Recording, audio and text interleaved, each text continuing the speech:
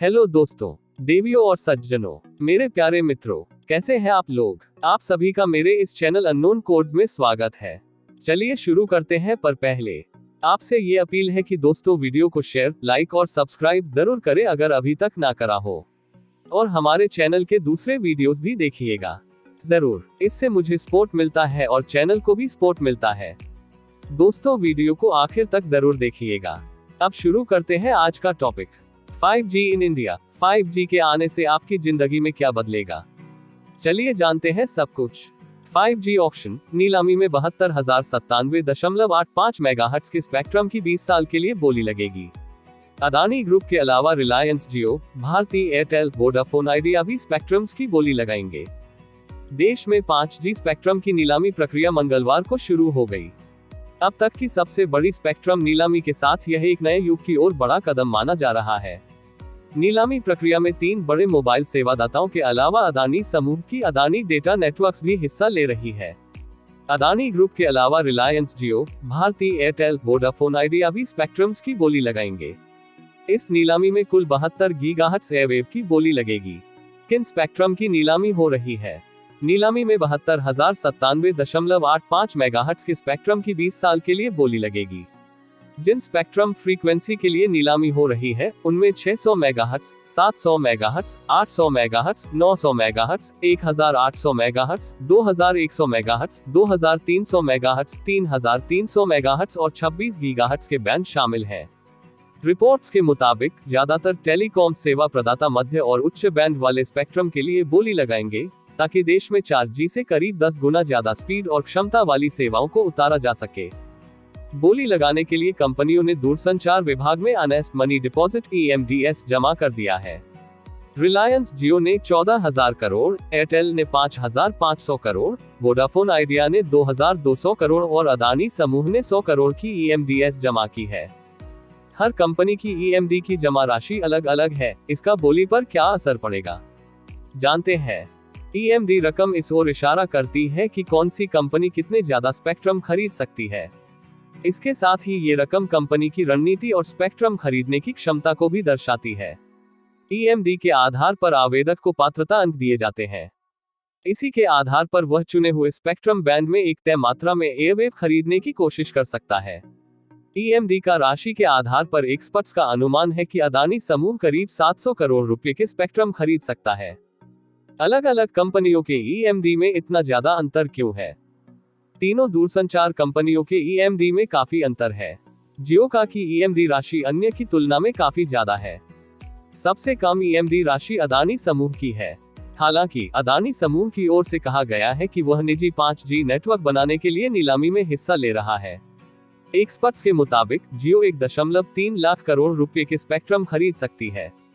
हो सकता है कि 700 मेगाहर्ट्ज बैंड भी जियो खरीदे, जो उपभोक्ता संबंधी अनुप्रयोग के लिए काफी मुफीद है। एक्सपर्ट्स का कहना है कि एयरटेल 3.5 गीगाहर्ट्ज और 25 गीगाहर्ट्ज बैंड के स्पेक्ट्रम के लिए बोली लगा सकती है।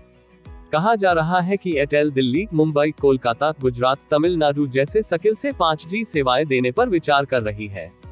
वहीं वोडाफोन आइडिया केवल न्यूनतम आवश्यक के लिए स्पेक्ट्रम की बोली लगाने में सक्षम होगी। 5G के आने से क्या फर्क पड़ेगा। 4G के मुकाबले 5G में यूजर को ज्यादा तकनीकी सहूलियतें मिलेंगी। 4G में इंटरनेट की डाउनलोड स्पीड 150 मेगाबाइट्स प्रति सेकंड तक सीमित है। 5G में यह 10 GB प्रति सेकंड तक जा सकती है। यूजर सिर्फ कुछ सेकंड्स में ही भारी से भारी फाइल डाउनलोड कर सकेंगे।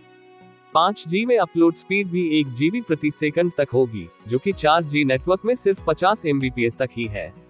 दूसरी तरफ 4G के मुकाबले 5G नेटवर्क का दायरा ज्यादा होने की वजह से यह बिना स्पीड कम हुए भी कई और डिवाइसेस के साथ जुड़ सकेगा। क्या इसके आने के बाद डेटा प्लान महंगे हो जाएंगे। यूजर्स के लिए सबसे बड़ा सवाल है 5G इंटरनेट के लिए चुकाई जाने वाली कीमत का है। चूंकि भारत में अब तक स्पेक्ट्रम नीलामी नहीं हुई है, ऐसे में टेलीकॉम कंपनियों ने इसे लेकर कोई बयान नहीं दिया है। हालांकि नई तकनीक को लाने में हुए खर्च की वजह से 5G सेवा की कीमतें 4G से ज्यादा रहने का अनुमान है।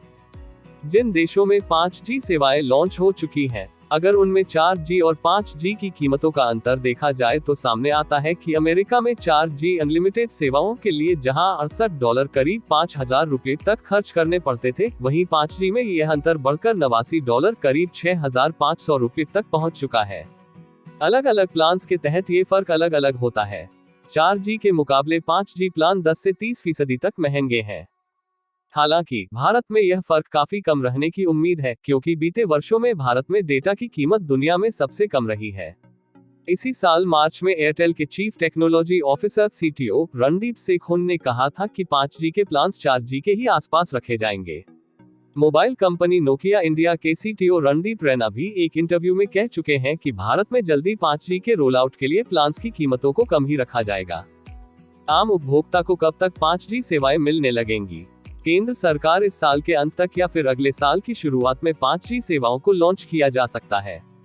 रिपोर्ट्स के मुताबिक टेस्टिंग के लिए 12 शहरों में 5G सेवाएं सितंबर से ही शुरू हो जाएंगी। हालांकि पूरे भारत में इसके पहुंचने में 2023 की पहली तिमाही तक का समय लग सकता है। 5G स्पीड के अलावा और कौन सी सुविधाएं मिलेंगी? 5G की लॉन्चिंग के बाद हमारे जीवन, कारोबार और काम करने के तरीके सब बदलने के कयास लगाए जा रहे हैं। दरअसल 5G की उन्नत तकनीक और उच्च क्षमता सभी चीजों को एक दूसरे से जोड़ देगी। घर, बगैर ड्राइवर वाली car, smart office, smart city और उन्नत आर्टिफिशियल इंटेलिजेंस। कई अर्थों में तकनीक से जिन बेहतर और असंभव बदलावों के बारे में हम अक्सर सोचते हैं, 5G नेटवर्क से वे सब संभव है। यह संभावना जताई जा रही है कि 5G तकनीक आर्टिफिशियल इंटेलिजेंस के क्षेत्र में खासकर अस्पतालों, हवाई अड्डों और डाटा संग्रहण में बड़ी भूमिका निभाएगी। वायरलेस तकनीक की अगली पीढ़ी सिर्फ फोन तक सीमित नहीं होगी। तो दोस्तों, हमारे चैनल अननोन कोड्स में दी गई ये जानकारी आपको कैसी लगी? हमें कमेंट कर बताएं। चैनल को लाइक, शेयर और सब्सक्राइब करें। और हाँ, घंटी वाले आइकॉन को भी दबाएं। और चलते चलते खुश रहें, मस्त रहें, आबाद रहें, स्वस्थ रहें। धन्यवाद मित्रों।